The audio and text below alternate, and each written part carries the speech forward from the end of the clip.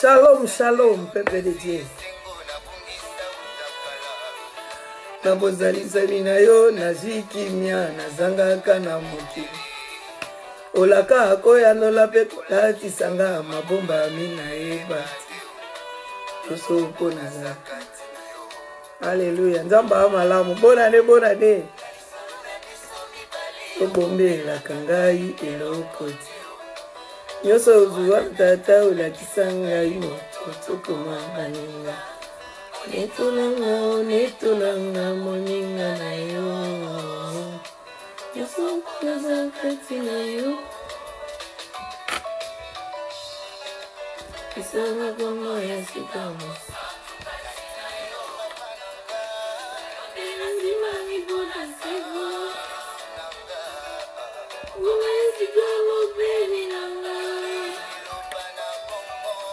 Nyoso kaza kati na yo.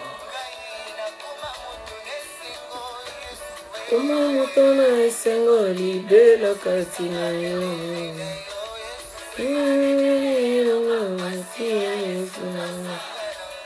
Bonane, bonane. Bonane, bonane. Zamba pambola biso lisusu tokutana na 2020 na 2020. En tout cas, tu as un message mosusu te message zaka ya gloire. Mami ona seko. Okoma esika ya bopeni nanga. Nasopona zakati na yo. Okoma moto esengo likolo na yo Yesu. Okoma bato esengo libela kati na Yesu pona yo. Ambelelo message na memeli biso ezali gloire. Message ya gloire. Sans plus tarder. Pona zakati na yo.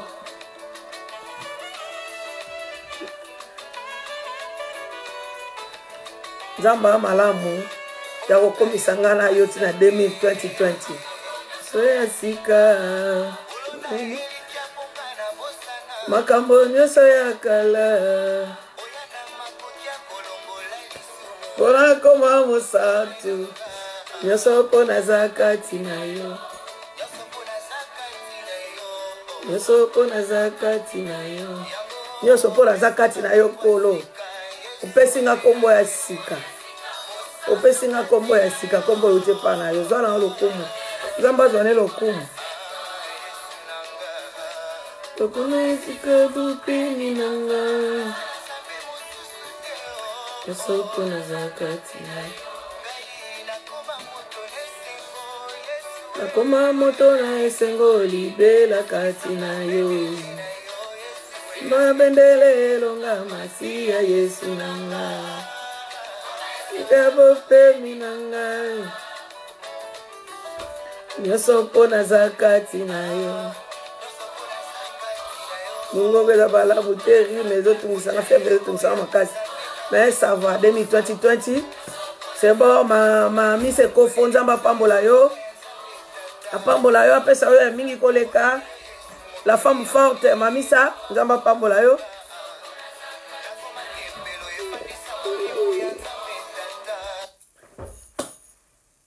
Irène, c'est Irène, nzamba pambola yo, Irène, Rose, Mbula.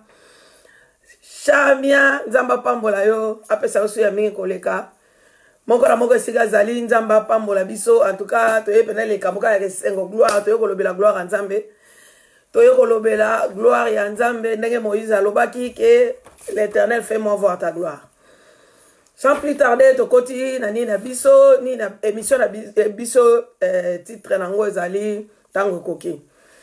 Tango koki to telema to te liloba Nzambe. Tango koki la tango kokaki Moïse amona gloire ya Nzambe.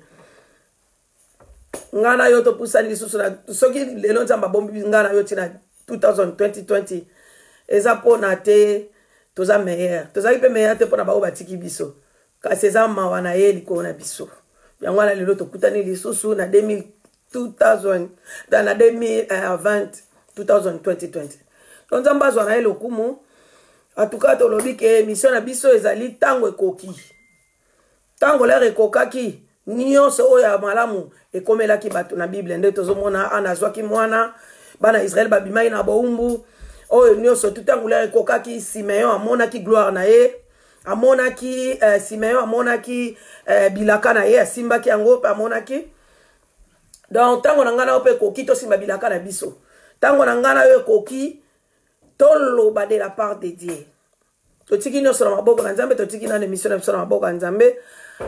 Merci Seigneur Jésus, kolo toye susu liboso na yo, papa toye koloba de ta part. Yo zali Nzambe kolo tika ite o to komisa na poko alelo. Yo zala lole monanga yo zala monokolo yo zala aron na ngai. Esiko nga na koka koloba te kolo yo loba de ma part. Na kombo na munene kolo na ngai. Tika ite nga na kobimisa na monoko zala yanga te kase zala oyo siliko chakati na monoko na nga kati na maloba na ngai po epambola moto moko na poko alelo. La Bible nous dit au commencement était la parole était avec Dieu et la parole était Dieu. Et en attendant oyo kolo to poussani sous pour koloba de ta part poussé par le Saint-Esprit que les hommes ont parlé de ta part. Et solo toza poussé par le Saint-Esprit to lobela to limito lobela na part na yo na kombo na yo. Na tango oyo kolo disposer mitema la biso disposer maloba na biso disposer matoi na biso perception matoi ya molimo motema la biso ezala bilanga oyo ko ya fime ya malamu oyo ko bota mboma. Tiki batu nyonso tiki frère na nga sœur na nga na maboko na yo oyo nyonso kota na live na oyo olanda na sima Nzambe pambola ye tika ite oyo tokobimisa na poko alelo ezala oyo kopambola moto moko. Nous te prions ainsi. Amen.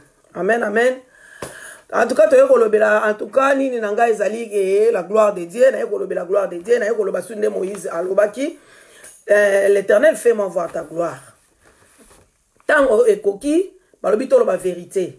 Et mission nanga ezali intitulée dans Jean 4:23, l'heure vient, elle est déjà venue, que les vrais adorateurs adoreront les dieux en esprit et en vérité. Babi tango ekoki, basambeli ya solo bakosambela Nzambe na bosolo pe na molimo.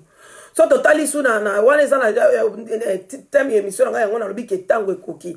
Tango na yo pe ekoki kolela na yo elongwa koseka pezo esika. Tango ekoki malade etungisa ki yo guérison ekota. Tango ekoki oyo nyonso zokoka osala te na 2020 osala. Donc to senga gloire à Nzambe osala. Oyo nyonso tout ozoluka na 2020 to mona. Donc to senga gloire à Nzambe. Soki balobi le Moïse alobaki ke gloire ekita. Donc il y avait tout et ça le package. Nyonso ekite la he. Malobi ke to adorer Nzambe na esprit na vérité. So total in Ephésiens 6:14. Babi nini. Tenez donc ferme et autour de votre taille la vérité en guise de ceinture, enfilez la cuirasse de justice. Babi ke to vérité, donc vérité on tozo lobela babi o on adoreront les en esprit et en vérité. Balobi plutôt là ta ceinture ya vérité na loketo na biso. Il y a parole de Dieu. Donc, atango oyo toye lisusu tami na biso ezali kende na yuti koloba ezali Moïse aloba ki na Seigneur l'Éternel fait-moi voir ta gloire. Là Moïse aloba ki totala na kati ya Bible gloire. Là aloba ki ke asenga ki Nzambe ke na ngina mona gloire na yo. Na ngina mona gloire na yo. Totala na gloire Bible ezo yebisa biso nini concernant la gloire de Dieu.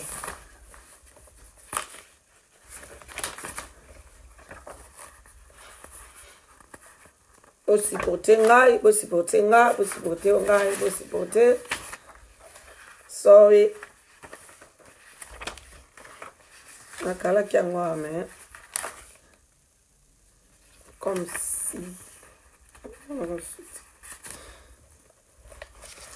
Sorry.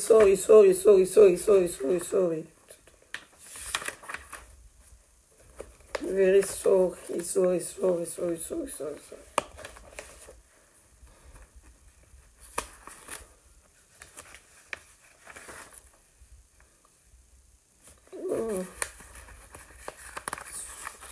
Nakala qui a pour avoir en tout cas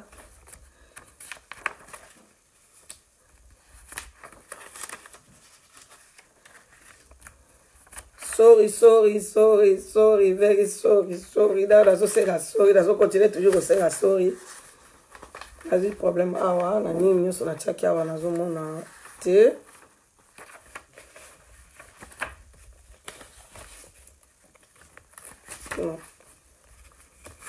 Toujours le la gloire de Dieu, la gloire de Dieu. Donc Moïse là, Moïse aloba ki ke fais-moi voir la gloire de Dieu. Ayeba ke eloko nini aoloba. Donc otala la Bible, na commentaire la Bible zo sa biso la gloire de Dieu. Toujours qui la gloire de Dieu dans l'Ancien Testament. La gloire de Dieu, la Bible, la racine du mot exprimait l'idée de pesanteur et donc de poids ou de valeur. Il est utilisé pour décrire la richesse des gens, la splendeur ou l'honneur. Mais le concept le plus important est celui de la gloire de Dieu. Balobi la gloire, donc balobi que là Moïse a aussi la gloire et kita. Et ça qui package. Donc aeba ki ke na kati ya gloire de Dieu. Et ça na nyonso na kati wana. Donc Moïse a kenda ki alobi lisusu ke alobi azo senga gloire ya nzamba alobi azo demander Moïse demande à avoir la gloire de Dieu parce qu'il veut obtenir l'assurance que Dieu sera présent à ses côtés. Et il désire faire l'expérience concrète avec cette présence. Alors, donc là, je vais voir la gloire de Dieu. Et c'est là que a expérimenté présence en Nzambe na vie na ye.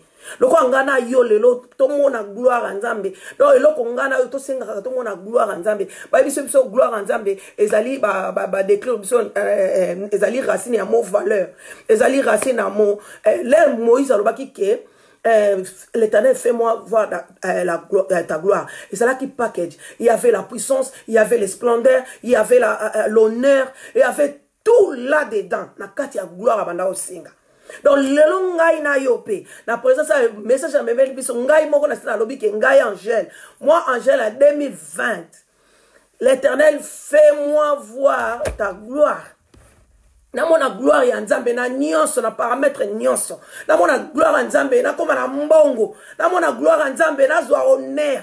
Namona mbongo na zwa bonheur. Namona gloire ya Nzambe na nyonso na option nyonso tout. Na la besoin ko mona gloire ya Nzambe.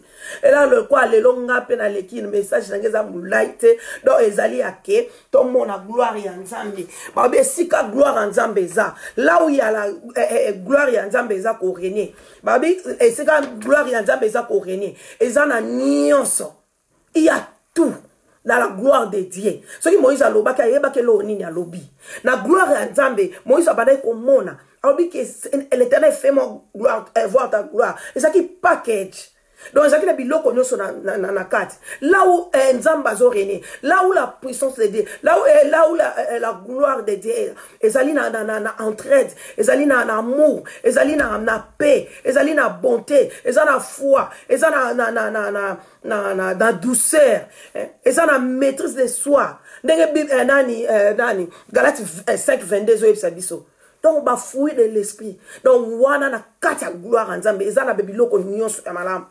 Donc, to senga kangai na yo ke gloire en Nzambe kite la biso. Là, Moïse a senga ki gloire en Nzambe. Eba ke loko nini a senga. A senga ki ke a expérimenté. Donc, gloire en Nzambe. Donc, a expérimenté présence en Nzambe. Dans mon pandi na ye. Talaka ke gloire et kite la yo. Si on dit que si la gloire en Nzambe eza la makamuni so totangi on eza na bonheur eza na makaba eza package ndenge Moïse abana osenga na Nzambe ke akita gloire so totali so si la gloire ya Nzambe eza te eza dega so ingana tozo tambola toza na gloire toza couvert na gloire en Nzambe te donc eza dega babi esika totala nanu na kati ya Bible esika gloire ya Nzambe zangaki esika gloire ya Nzambe zalaki bani to kende na 1 Samuel 4 16 esika gloire ya Nzambe zangaki to ko tona totanga lecture na biso na 1 Samuel 4 16 là totangi na 16 dans 16 tina 22 to bana 16 Élie demanda que s'est-il passé mon fils? Celui qui apportant la nouvelle répondit, Israël a pris la fuite devant les Philistins. Et le peuple a subi une grande défaite. Même tes deux fils, Ophni et Phiné, sont morts. Et l'arche de Dieu a été prise. T'as la cause de la gloire en Zambie. Donc, quand la arche de Dieu représentait la présence de Dieu, arche représentait la présence de Dieu. Donc, c'est quoi la présence de Dieu? Longo li bango présence en Zambie. Longo li bango présence en Zambie, longo li bango gloire. Tout à suite nango. Babi que nini na 17, babi na 18, il avait à peine il avait à peine fait mention de l'arche de Dieu que lui a tombé. Élie tomba à la renverse de son siège à côté de la porte. Il se brisa les coups de l'eunuque et mourut. Donc, l'air a insisté que arche peut kei. Donc, là, il pas na koufi. À ça qui moi, mais là, il a insisté que arche kei. Donc, gloire à Nzambe kei. Donc, là, il a insisté que arche kei. Eli akwei mbalamoko. Akwei pembe na porte. Ale kingo e bukani. Eli akoufi. Likolo ya arche kei. C'était en effet un homme âgé et lourd. Il avait été juge. Il était juge en Israël pendant 40 ans. La 19, sa belle-fille, la femme de Phiné, était enceinte et sur le point d'accoucher. Lorsqu'elle a entendu la nouvelle de la prise de l'arche, l'arche de Dieu, ainsi que la mort de son beau-père et de son mari, elle se courba et accoucha.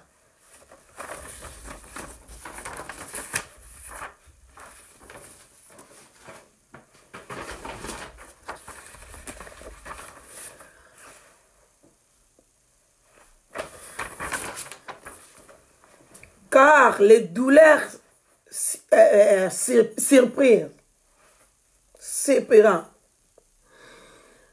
Comme elle allait mourir, les femmes qui étaient avec elle lui dirent: n'aie pas peur, car tu as mis au monde un fils.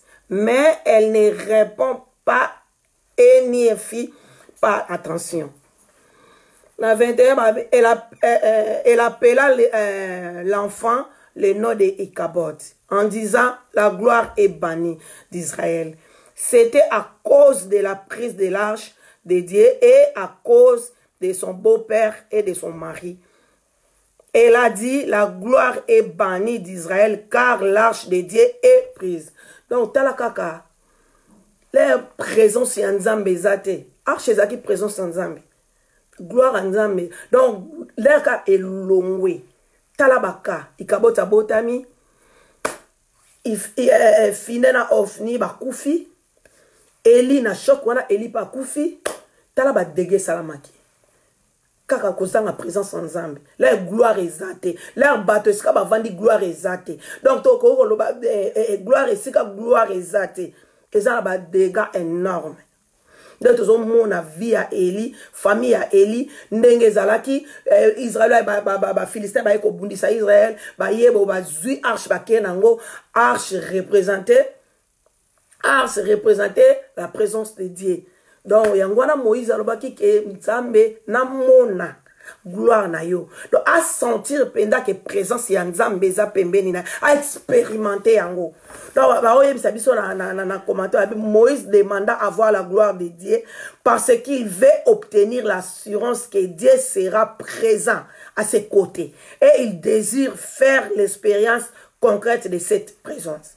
donc présence en Nzambe donc balobi ke gloire en Nzambe fo ngai na yo totikali to sengaka gloire ya Nzambe to senga la esika gloire en Nzambe ezate esika gloire eza bani to ngana to moni na Samuel ndenge famille ya Elie ndenge vie ya Elie kendaki ndenge ba mort elandanaki ezali kapo gloire ezate na bana babota mi innocent yangani ba pese kombo ikabot ke gloire eba bani na Israël donc ngai na yo message na mema ki ezaka gloire de Dieu 2020 to senga gloire de Dieu ngamo na sina yebisi Nzambe l'Éternel fais-moi voir voir sa gloire donc to mona gloire ya to senga gloire en Nzambe la Moïse alobaki to senga gloire en Nzambe ezaki na package na kati ezaki na biloko nyonso na kati ezaki na oyo nyonso tu Nzamba bandaki ko ezaki na oyo nyonso tu akoko vivre bien ezaka ateke parole de Dieu ezaki pe na bourgeoisie na kati ezaki pe na splendeur balobi ezaki pe na bonheur ezaki na honneur ezaki na babiloko nyonso gloire ya Nzambe wana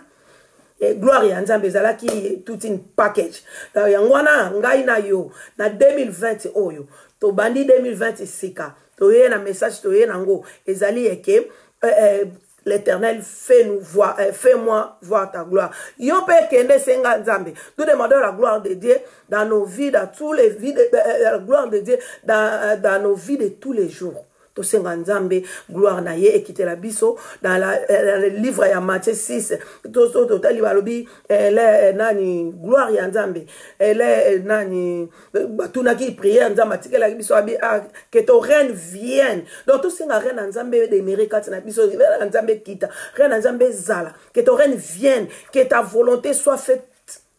Donc, que ton règne vienne, que ta volonté, donc, qui volonté en Nzambe zaki, ton déméré, de la volonté en Nzambe zali, que ton souhait na yezali, que ton prospérer à tous égards.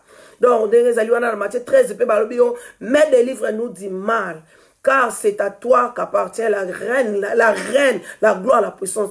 Donc, bisous, nous sommes expliqués, to senga, ngai na yo.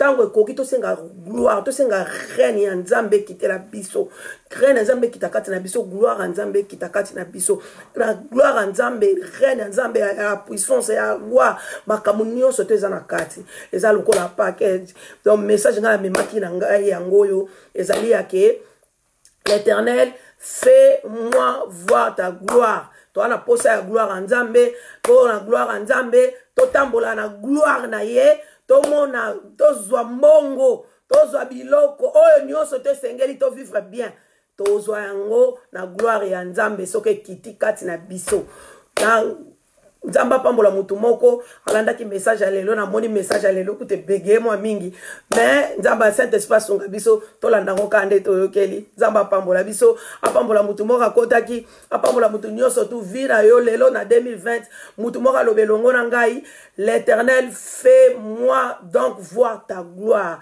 tous a besoin ya gloire Nzambe kita gloire Nzambe kita na bomo ina biso gloire Nzambe kita to zwa oyo nyonso to ana ngo posa bato o bazana besoin o baba zo percer gloire Nzambe kitela biso e o tokende ko évangéliser tokende ko sala musala Nzambe to senga gloire Nzambe kitela biso en tout cas soki gloire soki Nzamba gloire Nzambe kiti yebaka ke oza tozana nyonso oyo tozana ngo besoin eza package eza na kati Nzamba pambola mutu moko Nzamba pambola mes frères oyo no soto ozwa message oyo komela e message nga memela biso ke nga na 2020 ngai na yo to lobelongo ke l'Éternel fais-moi voir ta gloire tozana besoin gloire Nzambe poto sala musala Nzambe poto tambusa musala Nzambe Nzamba pambola mutu moko na poko alelo message na nga na sukisi wana ezake belete ezaki kaka ke na ye ko yebisa bino donc esengweleki 2020 to senga gloire Nzambe kitela biso pona kosala musala Nzambe tozana gloire Nzambe to tambola together tozala ensemble to longola babiloko oyo ekoki kokabola biso to pusana c'est reine Nzamba pambola yo mère que tu plais de dibla Nzamba pambola yo fais-moi voir ta gloire Nzamba ko moni so gloire na ye ngana yo to luka gloire Nzambe Nzamba pambola yo bondama na nini na yo Nzamba pambola mutu no sakota ki Thérèse Nzamba pambola yo petite sœur propre Nzamba pambola yo Magi Putu Nzamba pambola everyone akota ki Nzamba pambola bino sulu ya koleka Nzamba pambola mon pasteur Constant Nzamba pambola ya abondantili Nzambe message na ngai na yaki na ngoya lelo communiquer na ngai ezali boye communiqué na ngai ezali le 14 mars 2020 na kati ya dible toza na journée de la femme. Toza na journée de la femme babi mwasi nde liputa. Balobi mama moto nyonso tu o mama oyo yabika za mama toza na besoin ya ba young mother, toza na ba besoin ya ba mama, toza na ba besoin ya ba jeune mère, ba young mother ba jeune mère. Toza na besoin ba mama pasteur, toza na ba besoin ya ba femme pasteur, toza na besoin ya ba oyo nyonso tu ba mama évangéliste. Toza na besoin na bino nyonso, toza na besoin na bino le 14 mars 2020. Toza na besoin bon problème bit ya beaucoup taniwana eza toza la fundraising. Toza la fundraising ezali ya ke tozo ko supporter ba veuve. Tozo ko supporter na mboka.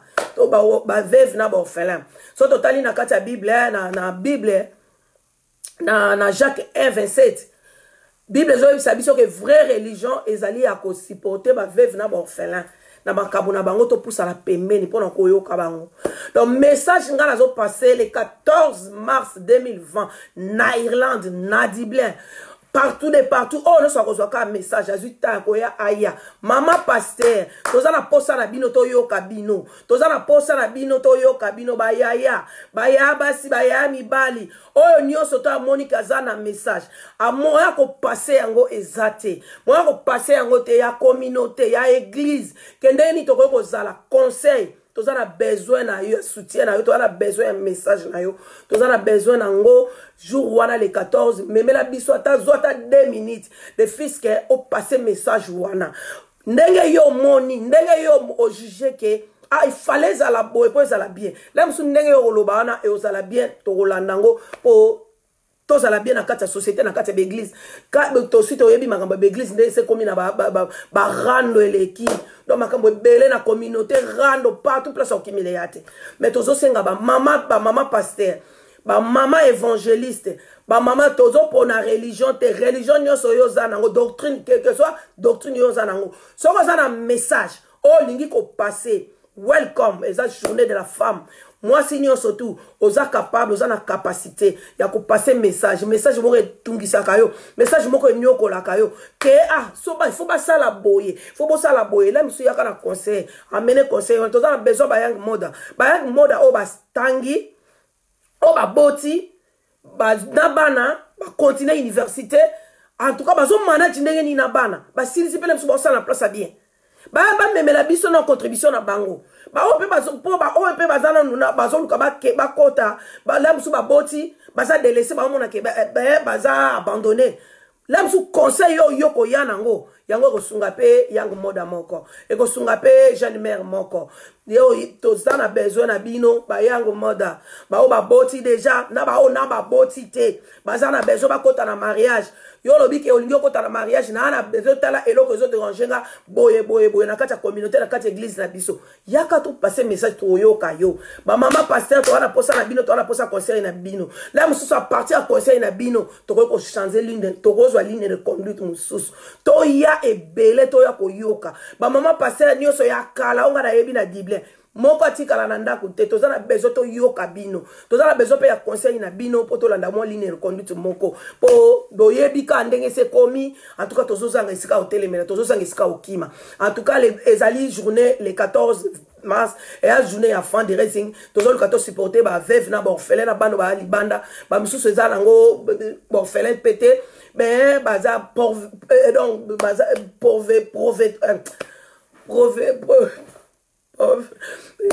baza baza na ressources mon côté baza pauvreté leki na nini ba veuve na mboka na biso to yebi baza abandonné ba na ressources mon côté la musu mobala kufi mobala zaki soda baza na bango abandonné na sort na bango donc soki lelo oye o pesa ta $10 ya pamba yeba ko lati vest olati si veuve moko si arpenda ya liputo pesi soko ye kana 3 € de yoba ko sombi bikaye ya orphelin moko ya bano bazana balabala to pesa pe bango oyo esengeli na bango to ana sika tozo zoate tozara le 14 to bengi si ba mama nyoso to bengi conseil na bino to bengi si ba yaya oyo na Dublin na yebi ke ba tête bien faisant na mboko na sila solo na ba yaya ebele ba mama ebele ba mama pasteur ebele mwana tanga ba kombo na bino ezate boya boya ebele toza na posa to yoka bino to na posa conseil na bino biso pe to vivre na conseil na bino bo pesa biso boya ba mama évangéliste ba mama pasteur ba femme pasteur boya toza na posa na bino le 14 mars 2020 nzambe ana posa ya mutu moko toya ebele toya ko soutenir mboka eza ya biso bana bazola ya libanda baza bilamba kolata te so poza elamba mwana tiki eo alata kate yaka nango toza na posa nango eloko nyonso oza nango monika ke ko servir o eza na good condition yaka nango toza nango na besoin to ko pesa bango bazo pona na bango te oza ba uniforme akala ngapi ba uniforme akala ya bana ebele la biso na mema akuna o memi awe eza uniforme me kuna eza uniforme te kuna pena mona ko sapa ngo kitoko ba track suit ba lata na bango donc soko za na nini soko za na eloko moko oyo ebike osalela kapete mais za na condition ya malamu tozo senga ngo le 14 mars pour na ko soutenir peka ba baza na mboka wana za mboka na biso wana za ba ser na ba koko na biso batata mwasi banani ba veuve wana donc bonne religion ya kitoko ba lobike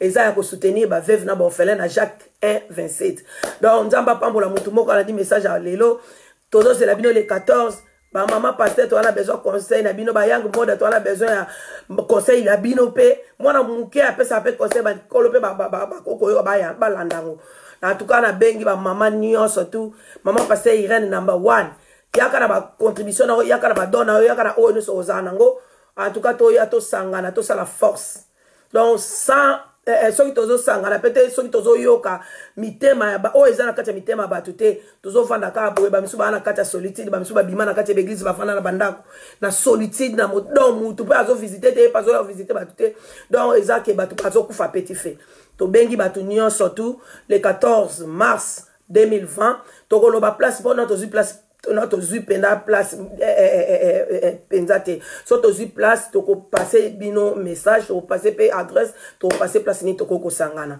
mais moko na moko ay baka ke le 14 acha na mutu moi si nde liputa ala ta liputa na bien comme la maman femme africaine aya na oyo ezotongisa na motema ya to ko pesa e micro ako exota ako yebisa biso apesa biso pe conseil toza na posa na bino ba maman pasteur nzamba pambola Nzamba pambola biso nzamba pambola mutu moko mama Irène abi aza déjà wana oh mama Irène nzamba pambola yo nayebi ke oza présente nzamba pambola mutu moko nzamba pambola wala ni message ngana yaki nango ya lelo ezaki ke l'Éternel fait moi voir ta gloire to senga ngana na 2020 gloire nzambe kita poto sala musala nzambe malamu nzamba pambola mutu moko nzamba pambola lisusu mutu moko pambola biso ya koleka to monani bye for now.